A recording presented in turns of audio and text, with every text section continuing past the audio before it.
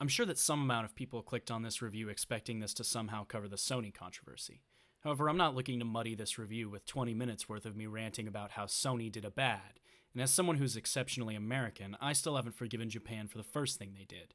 So I'll just leave it at, I think Sony should let people play the video game that they want to. I'm sure that that's a controversial opinion to have as of last week, but Foresight booked a 5-star hotel in the Bahamas and won't be back for another 2 weeks. I feel like I should be happy starting this review, since it's about a game I actually enjoy. But if the only requirement for making a review was that I enjoyed the game, my next review probably would have been very different.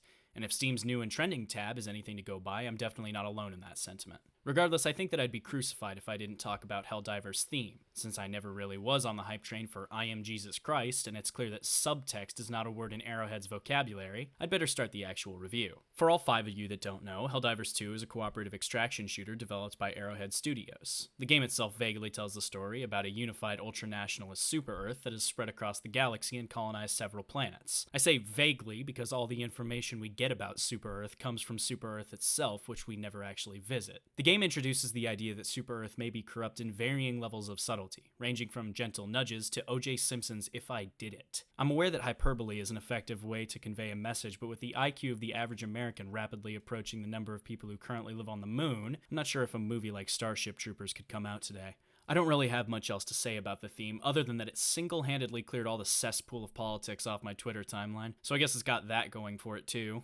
On to the gameplay, the only thing more repetitive than the theme. That's not to say it's bad, but Helldivers 2 borrows elements from extraction and co-op shooters, with a drop to objective to extraction gameplay loop. The primary difference being that unlike most extraction shooters, Helldivers 2 manages to have much more straightforward and less infuriating gameplay. And unlike cooperative shooters, it attracts much more human scum ready to police your loadout when you aren't running what they consider meta. I don't understand how Helldivers 2 struggles from such a striking community toxicity problem. Just a couple months ago, Arrowhead had to make it impossible to grief kick people. It could be that the number of players means that there's more of an overlap with communities like Call of Duty. The main choice that players seem to take personally are the stratagems you bring into each mission. These essentially function as supply drops, airstrikes, or turrets. It's a pretty clever implementation, and the stratagems themselves are all pretty unique and change your playstyle a fair amount. And just like all good ability systems, for every 3 useful abilities, there's one less interesting than a conversation with a philosophy major. Yes, I'm sure that this piece of metal I hold in front of me to block bullets redefines the very core of Helldivers gameplay.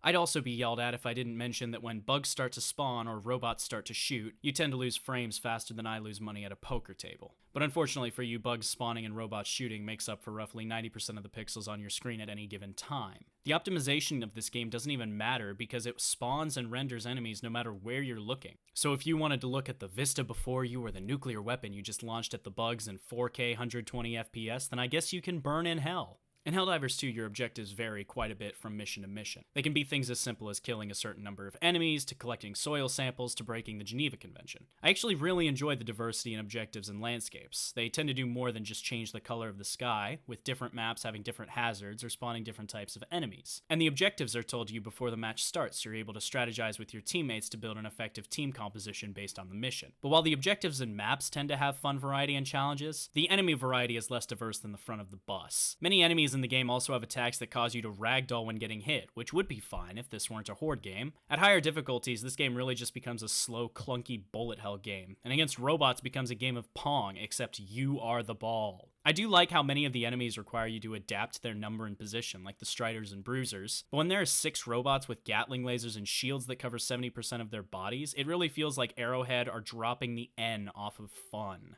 And in the ever-ending wisdom of Arrowhead, Helldivers 2 also has friendly fire, because clearly, in addition to being gangbanged by grenades and rockets, we also need to be insta-killed by our teammates. I hold the opinion that difficulty in games should be tuned by adjusting the number and power of enemies, not just adjusting health bars. And Helldivers 2 actually follows this, which is great, but the sheer amount of bullshit happening, especially against the robots, makes it incredibly annoying to play. And for the attentive ones listening, you may also remember that all of this is likely happening at 30 frames a second. As many problems as I have with Helldivers 2, there are just as many positives I could list. For one, I think Helldivers makes for some very entertaining gameplay when playing with friends, which would be great if I had any, but I can't really blame the game for making me a cynical asshole. And for a game that's been review bombed on 2 separate occasions now, I think Arrowhead have done an incredible job listening to player feedback and changing the game in ways the player base enjoys. As a matter of fact, just recently Arrowhead released an update vowing to fix many gripes players have with the game, including the frame drops and ragdolling. So I guess it's wasted breath anyway. Arrowhead is certainly much more patient than I am. If I were dealing with a player base as ungrateful as they have, I would have taken an axe to the servers months ago. Another department Arrowhead definitely succeeds in is monetization and marketing. All in-game currency is earnable through gameplay, and so far I've been able to purchase 2 of the war bonds, which are sort of like battle passes. I can also happily say that despite Helldivers 2 being a game released in 2024, it only costs $40, so eat shit, other publishing companies. Helldivers shows that if you make a game people actually enjoy, then it doesn't need to be $70. The creative director at Arrowhead also donated over $4,000 to a children's hospital out of his own wallet at the end of an in-game event where players had to choose between saving children or getting access to anti-tank mines as a stratagem. And while I'm not sure I agree with the player's decision, it is incredibly generous of him and deserves to be recognized. Helldivers 2 also manages to maintain its player base's attention by having community goals that give players the opportunity to earn rewards for liberating planets or killing enemies. These events usually last a couple of days, giving everybody enough time to devote half the player base to the opposite side of the galaxy. I think that the biggest thing that pisses me off about this game is that it very quickly devolves into diving as much as you can to dodge attacks until you outrun enemies or die, which I guess makes Helldivers 2 a good way to live out my dreams, but I don't think that the average gamer, no matter how suicidal, finds this entertaining. Even when you do survive something like this, there's no feeling of accomplishment because you know that all you've done is retreat. And the melee and rocket headshots are just a touch too bullshit for my liking. It's not even a valid argument to say I'm just bad at the video game, because given the number of people who disconnect mid-game, it's pretty clear that not many others find this enjoyable either. I'm not sure how many times I should say that I really enjoy Helldivers 2. There's a fine line I've yet to locate between beating a dead horse and beating myself off over a game. All in all, I don't think any of this ruins the game, but god damn does it make it more boring.